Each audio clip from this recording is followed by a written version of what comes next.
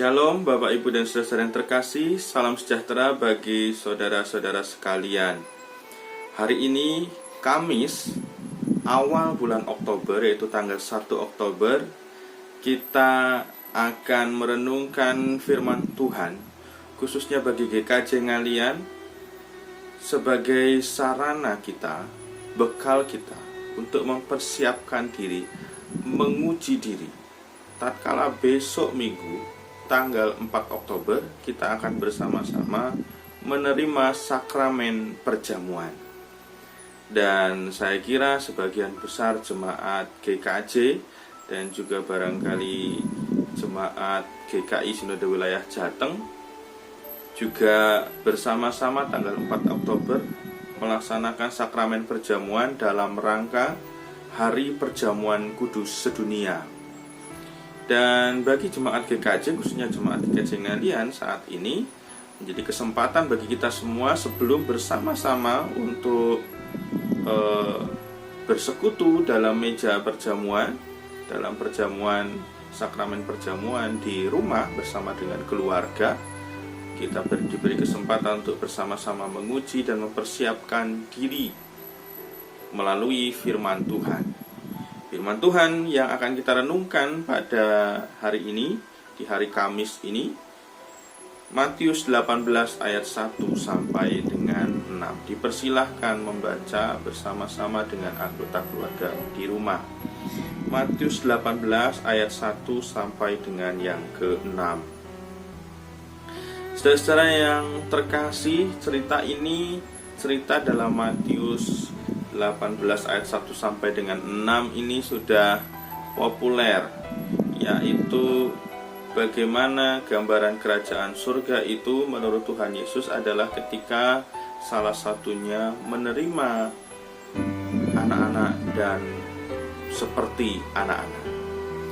Ini tentu sudah sering dikotbahkan bahwa yang dimaksud bukan bagaimana bertingkah seperti anak kecil, tetapi bagaimana kita mampu belajar dari anak kecil.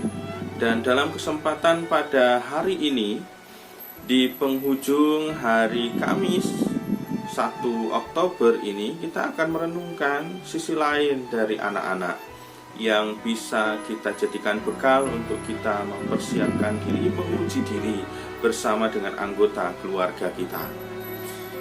Ada dua kata yang bisa kita coba renungkan bersama, yaitu kata yang pertama adalah terbesar dan kata yang kedua adalah kebalikannya, yaitu terkecil.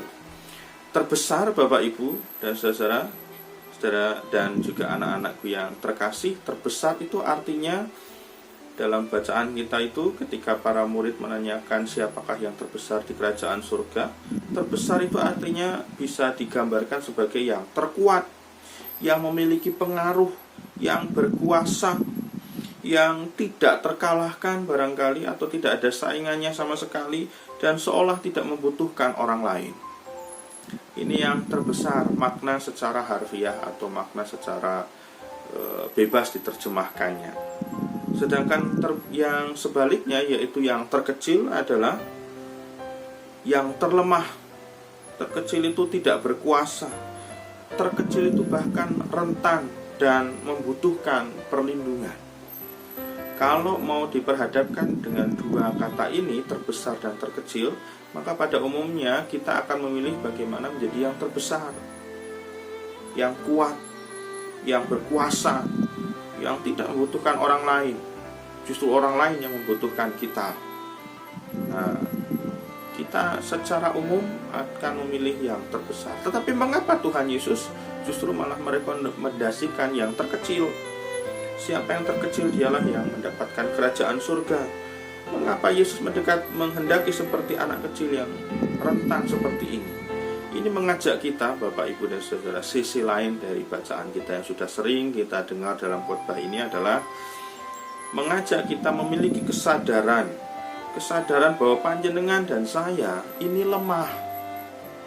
Seringkali kita tergoda untuk merasa aku kuat, aku tidak butuh Tuhan bahkan. Tetapi ini mengajak kita bahwa kita supaya punya kesadaran bahwa panjenengan dan saya itu adalah manusia biasa, manusia lemah, tidak berkuasa, bahkan rentan. Kalau saat ini merasa punya segala hal yang kemudian kalau menurut orang Jawa itu membuat kita menjadi dangak, seolah-olah kemudian punya gengsi yang luar biasa, ingatlah bahwa kita pada hakikatnya lemah, rentan, sangat rentan, tidak ada perlindungan sama sekali. Oleh karena itu, Bapak, Ibu, dan saudara, ketika Tuhan Yesus meminta kita menjadi yang terkecil, ini adalah menyadarkan kepada kita, seperti anak-anak itu, bahwa kita itu tidak bisa sendirian. Kita butuh pertolongan Tuhan, seperti anak-anak yang butuh perlindungan dan pertolongan orang tuanya. Bapa menjadi satu-satunya sumber pertolongan kita.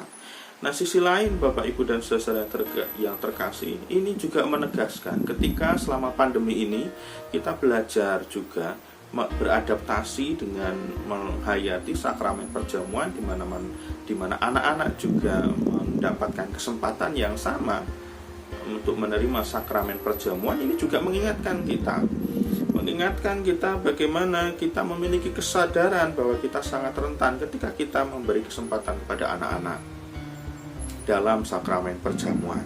Dan ini menjadi dasar bagi kita dalam kita mempersiapkan diri sebelum bersekutu bersama dengan Tuhan dalam meja perjamuan, dalam sakramen perjamuan.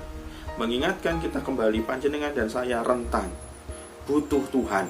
Yang itu representasi kehadiran Tuhan adalah butuh sesama manusia, butuh panjenengan, butuh kita semua, saling membutuhkan.